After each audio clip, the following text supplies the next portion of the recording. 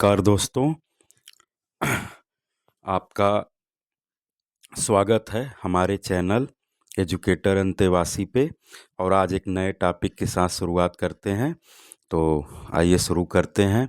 जैसा कि अथर्ववेद के बारे में कहा जाता है, तो अथर्ववेद की खासियत ये है कि इसमें जो है राजनीति, राष्ट्र, राज, धर्म, जादू, टोना, भूत, पिशाच, वशीकरण, ये सब मंत्र दिए गए हैं। और इसके साथ साथ चिकित्सा और आयुर्वेद चिकित्सा का जो मूल है वो अथर्ववेद में ही निहित है। तो अथर्ववेद के बारे में शुरू करते हैं। अथर्ववेद अथर्ववेद की रचना ऋषि अथर्वा ने की थी, इसलिए इसका नाम अथर्ववेद पड़ा। अथर्ववेद के प्रथम व्याख्याता ऋषि अंगिरस थे, क्योंकि ऋषि अंगिरस ने उसकी व्याख्या की, इसलिए अथर्ववेद को अथर्वा अंगिरस वेद भी कहा जाता है। इसके अतिरिक्त अथर्ववेद को भृगु, भृगुविंगरो वेद, ब्रह्मवेद, भिषक वेद तथा छत्रवेद के नाम से भी जाना जाता है। अथर्ववेद के पुरोहित ब्रह्मा हैं, इसलिए अथर्ववेद को ब्रह्मवेद भी कहा गया है। विदेशी विद्वान ब्यूमफुल ने यह मत प्रतिपादित किया कि अथर्ववेद के कुछ मंत्र ब्रह्म विषयक हैं, इसलिए इसे ब्रह्मवेद भी कहा गया है। लेकिन एक चीज़ और याद रखिएगा कि अथर्ववेद में कर्म को भी प्रधानता के रूप में दिया गया है, जैसा कि गीता में कहा गया है। क्योंकि अथर्ववेद का एक मंत्र है जिसमें है कि कृतम में दक्षिणे हस्ते जयो में सभ्य आहित। मेरे दाहिने हाथ में कर्म अर्थात पुरुषार्थ है और सफलता बाएं हाथ में रखी हुई है। यानी अगर आप कर्म करते हैं, मेहनत से कर्म करते हैं, पुरुषार्थ आपका ज़बरदस्त है, तो याद रखिए कि सफलता आपके, अगर दाहिने हाथ में पुरुषार्थ है तो सफलता बाएं हाथ में अवश्य रहेगी। तो ये हम सभी प्रतियोगियों के लिए, जो प्रतियोगी हैं उन सब के लिए जो है ये बहुत बड़ी सीख है अथर्ववेद की, कि अगर आप दाहिने हाथ में कर्म और पुरुषार्थ रखते हैं तो बाएं हाथ में आपके जो है सफलता अवश्य रहेगी। तो इस चीज़ को आप हमेशा याद रखिएगा। तो कृतम में दक्षिणे हस्ते जयो में सभ्य आहिता। सभ्य मतलब बायां होता है, इसीलिए जो है अर्जुन का एक नाम सभ्यसाची है, जो बाएं हाथ से जो है बाण चलाते हैं। तो इसमें जो है अथर्ववेद के केन सूक्त में पैर से लेकर सिर तक की सभी नाड़ियों, उनसे संबंधित रोगों एवं उनके निराकरण केस से संबंधित मंत्र दिए गए हैं, इसलिए इसे भिषक वेद भी कहा गया है।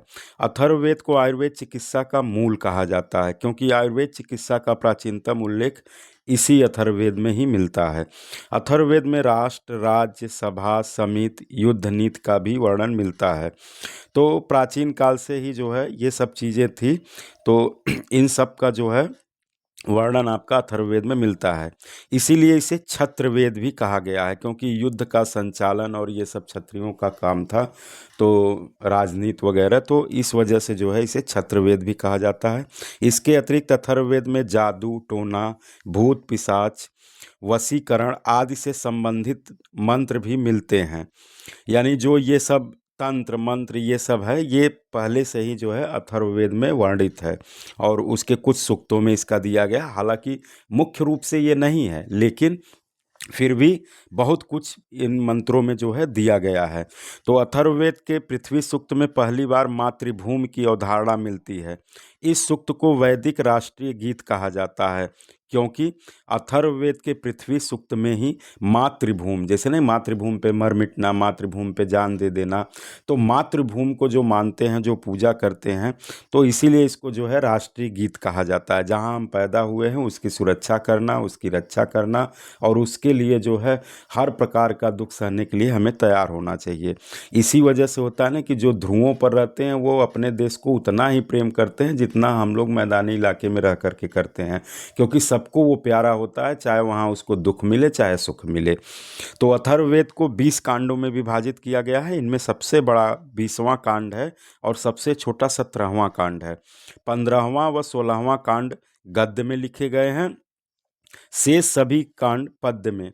इसलिए अथर्ववेद को आंशिक गद्य में लिखा हुआ वेद कहा जाता है।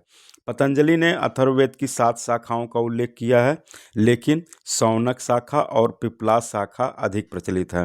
पिप्पलाद शाखा को कश्मीरी अथर्ववेद के नाम से भी जाना जाता है, क्योंकि इसकी प्राचीनतम पांडुलिपि कश्मीर से ही प्राप्त हुई है, जो शारदा लिपि में रची गई है। यानी शारदा लिपि का जो है चलन कहाँ पे था, वो कश्मीर में था। तो कश्मीर में जो है पांडुलिपि, इसकी प्राचीनतम पांडुलिपि प्राप्त हुई, तो ये शारदा लिपि में रची गई है। ऋग्वेद, सामवेद, यजुर्वेद को सम्मिलित रूप से वेद त्रयी कहा जाता है। यानी ऋग्वेद, सामवेद और यजुर्वेद को वेद त्रयी कहा जाता है, उसमें अथर्ववेद सम्मिलित नहीं है। तो अथर्ववेद को वेद त्रयी में सम्मिलित नहीं किया गया है। इसका मूल कारण यह है कि इसमें किसी एक विधा का वर्णन न होकर के मिश्रित विधाओं का वर्णन किया गया। जैसे हम लोग गांव में कहते हैं ना कि सिगोत्तर हन, यानी इन दोनों में रही हैं। तो इस वजह से जो है ये वेद त्रयी के अंग नहीं हैं, क्योंकि वेद त्रयी 3 ही हैं, ऋग्वेद, सामवेद, यजुर्वेद। और अथर्ववेद क्या है, ये सम्मिलित विधाओं का, तीनों वेदों की विधाओं का जो है एक मिश्रित विधा है, इस वजह से इसको इसमें सम्मिलित नहीं किया गया है। तो आज बस अथर्ववेद में इतना ही, और नेक्स्ट जो है अगले वीडियो में जो होगा, अगर आप लोगों को कोई टॉपिक पसंद आए तो आप लोग जो है उसके बारे में कमेंट करें, तो हम उस टॉपिक पे बनाने का प्रयास करेंगे। तो जय हिंद, जय भारत, और हमारे चैनल को लाइक करें, सब्सक्राइब करें और शेयर करें। धन्यवाद।